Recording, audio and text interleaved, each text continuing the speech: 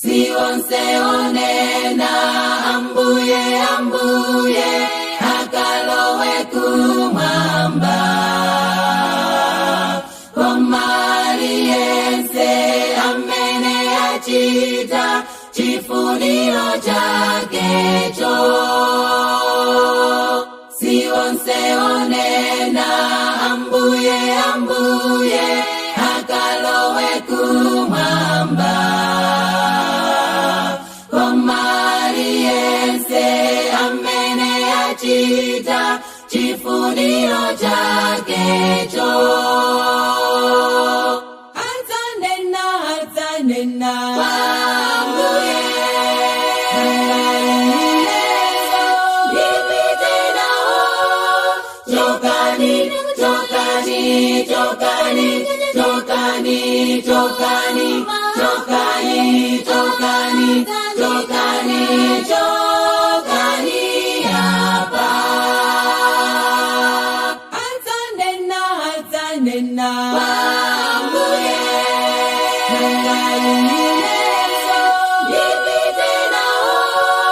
Chokani, chokani, chokani, chokani, chokani, chokani, chokani, chokani, chokani apa.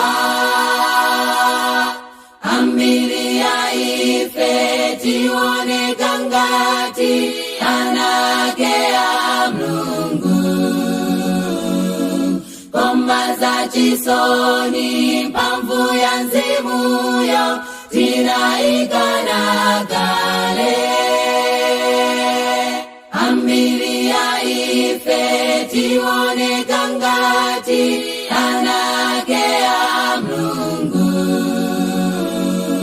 Koma za chisoni mphamvu ya Mzimuyo tinayikana kale. Adzanena ambuye ndipite nawo.